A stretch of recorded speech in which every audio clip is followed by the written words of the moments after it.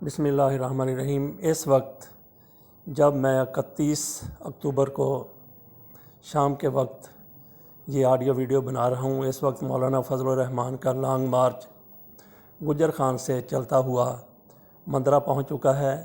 آج رات کے کسی بھی وقت مولانا فضل الرحمان کا کراچی سے چلنے والا یہ مارچ اسلام آباد میں داخل ہو جائے گا، پشاور موڑ پہ پہنچ جائے گا۔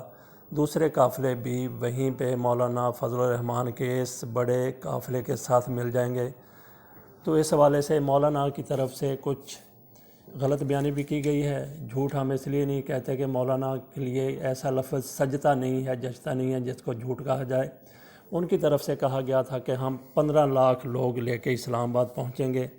اسلام آباد پہنچنے کے لیے کراچی سے یہ 3 روز قبل چلے ہیں، تو وہاں سے ان کی طرف سے کہا گیا تھا کہ ہمارے ساتھ 4 لاکھ لوگ ہیں، اور 4 لاکھ لوگ 2 دن میں یہ ملتان پہنچ گئے، اور 5 دن میں یہ 4 لاکھ لوگ جو راستے میں زیادہ ہوتے گئے، تو مولانا کے مطابق یہ 7 لاکھ ہوں گے جب یہ اسلام آباد پہنچیں گے۔ تو یہ لوگ 5 دن میں اسلام آباد پہنچ گئے کراچی سے چل کے۔ تو یہ اطلاعات ایجنسیوں کی طرف سے یا غیر جانبدار حلقوں کی طرف سے ہیں کہ جب پیک پر یہ سندھ میں تھا قافلہ تو ان لوگوں کی تعداد 32,000 تھی، 35,000 تھی۔ تو 35,000 لوگوں کا آ جانا بھی بہت بڑی بات ہے، یہ کوئی کم لوگ نہیں ہوتے۔ تو جیسا مولانا کی طرف سے کہا گیا، ان کے حامیوں کی طرف سے کہا گیا کہ 4 لاکھ لوگ کراچی سے چلے ہیں، آپ یہی مان لیں کہ یہ 4 لاکھ لوگ کراچی سے چلے تھے۔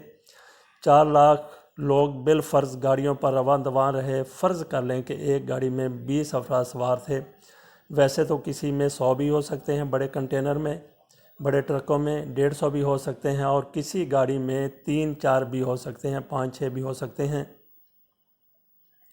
اوسط آپ ان کی 20 لگا لیں تو 4 لاکھ کے لیے 20,000 گاڑیاں درکار تھیں۔ ہر گاڑی کا دوسری گاڑی سے فاصلہ اگر 10 میٹر ہو، ویسے تو کئی گاڑیوں کا زیادہ بھی ہوگا، کم بھی ہوگا، بالفرض اگر 10 میٹر ہو تو گاڑیوں کی طویل قطار 2 لاکھ میٹر بنتی ہیں۔ ان کو اگر کلومیٹر بنائے جائیں تو یہ 200 کلومیٹر بنتے ہیں۔ آپ خود اندازہ لگا لیں کہ کیا یہ 200 کلومیٹر طویل قافلہ تھا؟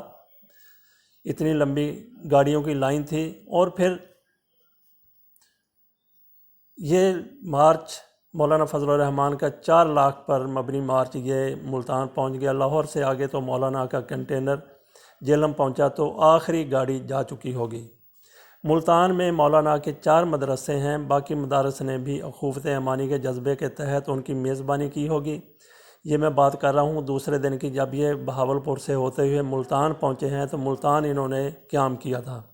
ملتان میں ان کے 4 مدرسے ہیں، دوسرے مدرسوں میں بھی ہو سکتا ہے کہ ان کو مولانا کو انہوں نے مہمان نوازی کی ہو۔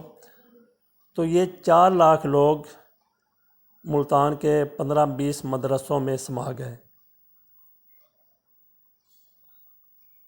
ویسے تو خیمہ بستی کے لیے سینکڑوں مربع میل کی جگہ درکار تھی، کیونکہ خیمے لگنے تھے اور ساتھ 20,000 گاڑیاں بھی پارک ہونی تھیں۔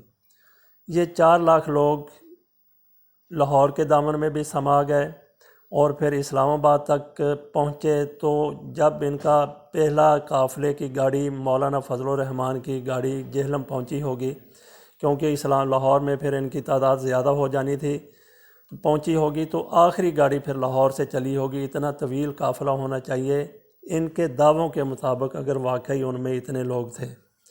اور پھر یہ بھی دیکھیے کہ ان کی طرف سے یہ کہا گیا، جو معاہدہ ہوا انتظامیہ کے ساتھ، کمشنر کے ساتھ، جو مقامی قیادت کا معاہدہ ہوا، اس کے مطابق انہوں نے کہا جی کہ ہمیں آپ 600 آپ ہمیں بیت الخلاء بنا دیں۔ صرف 600 کی بات کی، 15 لاکھ لوگوں کے لیے 600 بیت الخلاء۔ تو میں نے یہ بھی کیلکولیشن کی ہے کہ آپ ان کو 15 لاکھ نہ کہیں، آپ ان کو آسان کیلکولیشن کے لیے آپ ان کو کہہ لیں کہ یہ 6 لاکھ ہوں گے۔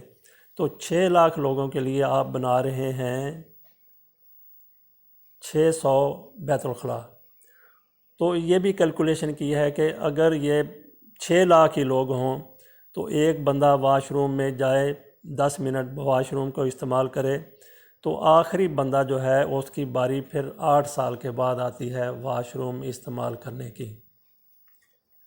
تو یہ ہو گئی مولانا فضل الرحمان کے دھرنے کی بات۔ تو بہرحال اس میں تو کوئی شک والی بات نہیں ہے کہ اس میں ہزاروں لوگ ہیں، ہو سکتا ہے کہ 1.5-2 لاکھ لوگ ہو جائیں اسلام آباد میں جب پہنچیں، اور اس کے ساتھ ہی پھر ایک بہت بڑا حادثہ ہو گیا لیاقت پور میں، رحیم یار خان کے قریب 70-80 بندے وہاں پہ ٹرین حادثے میں آگ لگنے سے، تبلیغی جماعت کی بوگی میں آگ لگی تو 3 بوگیوں کو اس نے اپنی لپیٹ میں لے لیا۔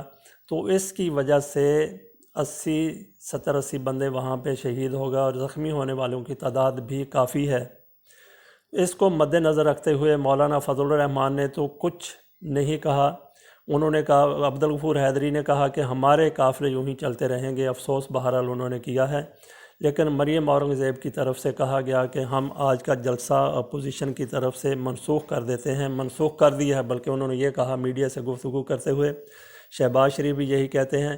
اس پر عبدالغفور حیدری کی طرف سے شدید رد عمل آیا، اور دیگر جماعتوں کی طرف سے بھی جو عمران خان کی حکومت کو الٹانا چاہتے ہیں، دھڑن تختہ کرنے کا عزم لیے ہوئے ہیں، ان کی طرف سے بھی اس کی شدید مخالفت کی گئی کہ وہ کون ہوتے ہیں، انہوں نے نہیں آنا تو نہ آئیں، وہ کون ہوتے ہیں اس کو ملتوی کرنے والے، ہم تو جلسہ کر کے رہیں گے۔ تو جلسہ بہرحال کل ہونا ہے۔ تو حکومت کی طرف سے کوئی سوگ کا اعلان نہیں کیا گیا۔ اگر حکومت کی طرف سے سوگ کا اعلان کر دیا جاتا 3 روز کا تو شاید دھرنا دینے والوں کے لیے کچھ مشکلات پیدا ہوتی ہیں، لیکن ان لوگوں کو کیا پرواہ ہے، ان کو کشمیر کی پرواہ نہیں ہے۔ ان کے اس لانگ مارچ کی وجہ سے کشمیر ایشو بالکل پس منظر میں چلا گیا۔ اسی وجہ سے کہا جا رہا ہے کہ مولانا فضل الرحمان مودی کے نمک خوار کا کردار ادا کر رہے ہیں، یار کا نہیں، نمک خوار ہونے کا کردار ادا کر رہے ہیں۔ مولانا فضل الرحمان اپنا دھرنا، اپنا لانگ مارچ کر رہے ہیں ایسے موقع کے اوپر جب کشمیر ایشو بالکل عروج پر ہے، عروج پر تھا، اور یہ پس منظر میں چلا گیا۔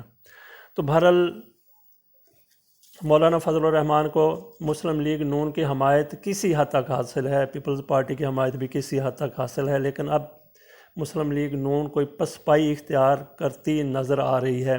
مولانا فضل الرحمان لاہور میں تھے، لاہور سے ان کا قافلہ چپ چپیتے گزر گیا، کوئی ہلا گلا نہیں ہوا، کوئی شور شرابہ نہیں ہوا۔ بہرحال یہ کریڈٹ تو مولانا کو دینا چاہیے کہ کراچی سے وہ چلے ہیں تو ان کا قافلہ، ان کے لوگ پرامن رہے ہیں۔ آگے جا کے دیکھیے کیا ہوتا ہے۔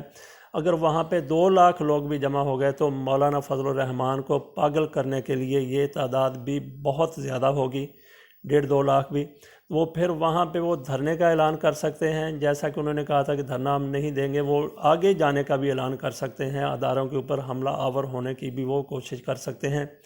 لیکن ہمارے ایک دوست خاور سندھ وہ کہتے ہیں کہ مولانا کو روٹی کی بھوک ہوتی ہے، فضل الرحمان کو خاص کر، تو کچھ نہ کچھ ان کو، وہ اس حد تک نہیں جائیں گے، بہت زیادہ ہلا گلا نہیں کریں گے، وہ آرام سے وہاں بیٹھیں گے اور پھر ایک جلسہ کر کے منتشر ہو جائیں گے۔ یہ تو خاور سندھو صاحب کی ایک ہمارے ساتھی ہیں، سیرین کالمسٹ بھی ہیں، یہ تو ان کی ایک رائے ہے۔ تو بہرحال مولانا فضل الرحمان نے میاں نواز شریف سے ملنے کی کوشش کی، میاں نواز شریف کے ڈاکٹروں نے ان کو اجازت نہیں دی، حالانکہ وہ بالکل حکومت کی حراست میں نہیں ہے، ان کو رہائی مل چکی ہے، وہ آزاد ہیں، کسی سے بھی ملاقات کر سکتے ہیں، لیکن انہوں نے مولانا فضل الرحمان سے ملاقات کرنے سے گریز کیا۔ کہا گیا کہ ڈاکٹروں نے نہیں اجازت دی۔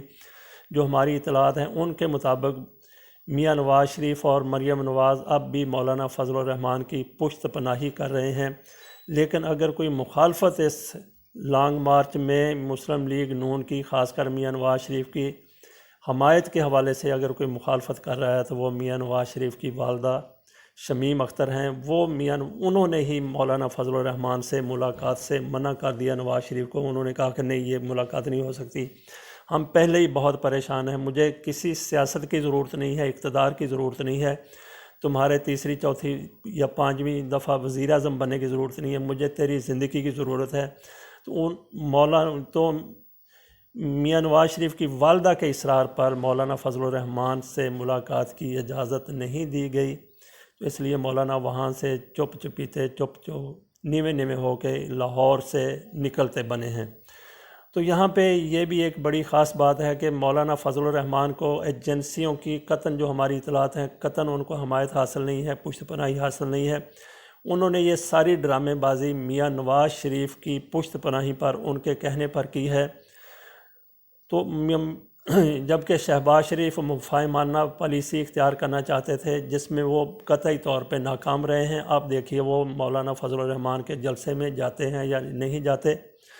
تو بہرحال میاں نواز شریف کا پیغام کون پہنچاتا رہا وہاں پہ؟ میاں نواز شریف کا پیغام کیپٹن صفدر پہنچاتے رہے۔ وہ میاں نواز شریف سے جیل میں ملاقات کرتے، اس کے بعد مولانا فضل الرحمان سے ملاقات کرتے، مولانا فضل الرحمان کی ساری بات میاں نواز شریف تک پہنچاتے، میاں نواز شریف کا پیغام بلکہ پشت پناہی تھپکی فضل الرحمان تک پہنچاتے۔